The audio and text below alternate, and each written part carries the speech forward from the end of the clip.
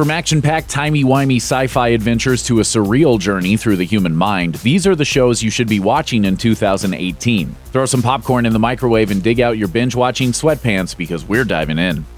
HBO's True Detective brought Cary Fukunaga's work to a mainstream audience. His keen eye for cinematography was a key component of the show's Season 1 success. After that, he released Beasts of No Nation, which was met with similarly positive critical acclaim. Then he more or less disappeared for 3 years before blazing back to the small screen with Maniac. The wait was worth it. Starring Jonah Hill and Emma Stone as patients in an experimental mental health study in a retro-futuristic dystopia, the beautifully shot Maniac jumps from genre to genre through Owen and Annie's fantasies. And Fukunaga keeps the focus squarely on the difficulty of living with mental illness and trauma, and the possibility of finding connection and community despite, or even because of, those issues.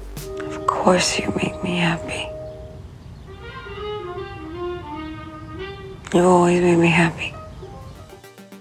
Donald Glover and his team had a lot to live up to when the second season of Atlanta was announced. The show's first season firmly established it as one of the most electrifying television series in recent memory. And Glover's performance as Earn in Season 2 of Atlanta, subtitled Robbin Season, is as good as you'd expect, but it also showcases the other characters with a confidence you won't see on any other show. The season was filled with standout episodes highlighting the other characters in the show, like the nightmarish Teddy Perkins, which follows Darius, played by Lakeith Stanfield, meeting a Michael Jackson-esque musician in an ominous mansion. Woods, on the other hand, followed Brian Tyree Henry's Al, aka Paperboy, as he's haunted by the downsides of his own fame and success. Keep standing still.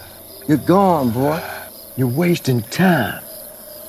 And the only people who got time are dead. More than half of the season was directed by Hiro Murai, Glover's longtime music video director, and Murai's expert visual sense and rich use of surrealism has made Atlanta one of the best-looking shows on television.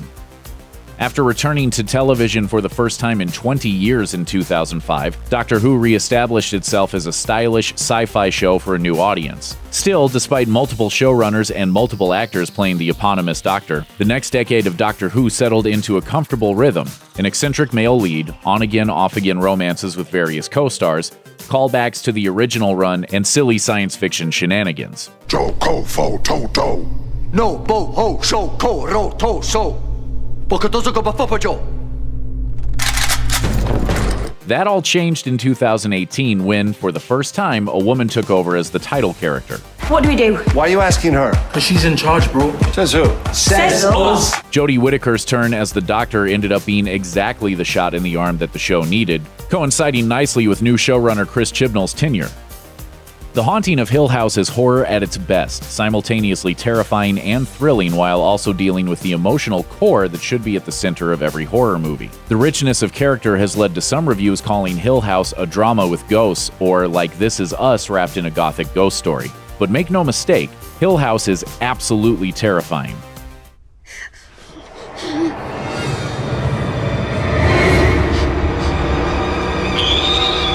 Director-showrunner Mike Flanagan showcases all the technical brilliance that made Oculus in Gerald's game so profoundly scary, and through it all, he never loses sight of the fact that the ghosts are a way for the audience to connect to the Crane family's trauma. It's just that, they're also scary as hell. As the prequel and sometimes kinda sequel to Breaking Bad, Better Call Saul takes a bit of a slower pace than its predecessor, but is still prone to occasional explosions of violence. You're more likely to see elaborate cons than the vicious meth heads that populated Breaking Bad, but the underlying moral decay and fantastic character writing is even better. Bob Odenkirk fills Jimmy with such warmth and humanity that it's like watching a horror movie as he slowly loses his last bits of morality. You think I'm some kind of lowlife, some kind of ass? What kind of lawyer guilty people hire, right? Oh, Jimmy, that's You look at me and you see Slippin' Jimmy. Even for a show as consistent as Better Call Saul, Season 4 was a victory lap and took viewers closer to the events of Breaking Bad than anyone really expected, and we couldn't be more excited for what's to come. We already know that Jimmy is destined for moral rot and a job managing a Cinnabon. The beauty of the show is how much you don't want it to happen. DC's new take on a familiar cast of caped crusaders, Titans needed just 2 glorious words to get fans riled up. Sure, Robbin and the rest of the titular team look like they just bought out a hot topic, but critics dig DC's gritty reimagining of the young superheroes. For instance, Autumn Noel Kelly at Newsweek wrote positively about the show, claiming, Titans is the most balanced superhero show out there. It's skillfully constructed narratively speaking, and there's a surprising amount of flavor beneath its classification as a dark, moody teen drama. But really, you know why you're watching.